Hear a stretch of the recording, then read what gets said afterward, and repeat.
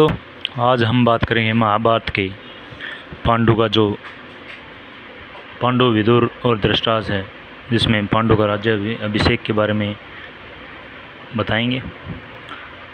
धृतराष्ट्र धर्म से ही अंधे थे, अतः उनकी जगह पर पांडु को राजा बनाया गया। इससे धृतराष्ट्र को सदा अपनी नेत्रहीनता पर क्रोध आता और पांडु से द्वेष भावना होने लगती। पांडु ने संपूर्ण भारतवर्ष को जीतकर कुरु राज्य की सीमाओं का यवनों के देश तक विस्तार कर दिया। एक बार राजा पांडु अपनी दोनों पत्नियों कुंती और माद्री के साथ आखेट के लिए वन में गई। वहां उन्हें एक मृग का प्रणयरत जोड़ा दृष्टिगत हुआ। पांडु ने तत्काल अपने बाण से उस मृग को घायल कर दिया। मरते हुए मृग रुदारी निर्दोष ऋषि ने पांडु को शाप दिया, राजन तुम्हारे सम्मान पुरुष इस संसार में कोई भी नहीं होगा। तूने मुझे प्रणय के समय बाण मारा है, अतः जब कभी भी तू प्रणयरत होगा तेरी मृत्यु हो जाएगी। इस शाप से पांडु अत्यंत दुखी हुए और अपनी रानियों से बोले, हे देवियों, मैं अपनी समस्त वासनाओं का त्याग करके इस वन में ही रहूँगा। तुम लोग हस्तिनापुर लौट जाओ। उनके वचनों को सुनकर दोनों रानियों ने दुखी होकर कहा, नाथ, हम आपके बिना एक क्षण भी जीवित नहीं रह सकती। आप हमें भी वन में अपने साथ रखने की कृपा कीजिए। पांडु ने उनके अनुरोध को स्वीकार कर उनके वन में अपने साथ रहने की अनुमति दे दी। इसी दौरान राजा पांडु ने अमावस्या के दिन ऋषि मुनियों को ब्रह्मा जी के दर्शनों के लिए जाते हुए देखा। उन्होंने उन ऋषि मुनियों से स्वयं को साथ ले जाने का आग्रह किया। उनके इस आग्रह पर ऋषि मुनियों ने कहा, राजन, कोई भी निसंतान पुरुष ब्रह्मलोक जाने का अधिकार नहीं हो सकता, अतः हम आपको अपने साथ ले जाने में असमर्थ हैं।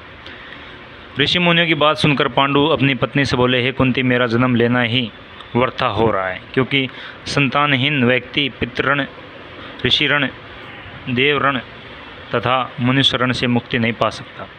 क्या तुम पुत्र प्राप्ति के लिए मेरे लिए सहायता कर सकती हो? कुंती बोली, हे आर्यपुत्र, दुर्वासा ऋषि ने मुझे ऐसा मंत्र प्रदान किया है जिसमें मैं किसी भी देवता का आह्वान करके मनोवांछित वस्तु प्राप्त कर सकती हूँ। आप आज्ञा करें कि मैं किस देवताओं को बुलाऊं। इस पर पांडु ने धर्म को आमंत्रित करने का आदेश दिया। धर्म ने कुंती को पुत्र प्रदान किया, जिसका नाम युधिष्ठिर रखा गया। कालांतर में पांडु ने कुंती को पुनः 2 बार वासुदेव तथा इंद्रदेव को आमंत्रित करने की आज्ञा दी। वासुदेव से भीम तथा इंद्र से अर्जुन की उत्पत्ति हुई। तत्पश्चात पांडु की आज्ञा से कुंती ने माद्री को उस मंत्र की दीक्षा दी। माद्री ने अश्विन कुमारों को आमंत्रित किया और नकुल तथा सहदेव का जन्म हुआ। एक दिन राजा पांडु माद्री के साथ वन में सरिता के तट पर भ्रमण कर रहे थे। वातावरण अत्यंत रमिक तथा और शीतल मंद सुगंधित वायु चल रही थी। सहसा वायु के झोंके से माद्री का वस्त्र उड़ गया। इससे पांडु का मन चंचल हो उठा और वे प्रणय से प्रमत्त हुए थे कि शापवश उसकी मृत्यु हो गई। माद्री उसके साथ सती हो गई, किंतु पुत्रों के लालन पालन के लिए कुंती हस्तिनापुर लौट आई।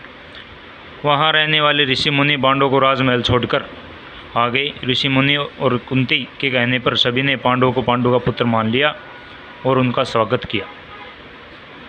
आपको ये कथा अच्छी लगी होगी तो धन्यवाद। इस प्रकार पांडु का राज्य अभिषेक हुआ।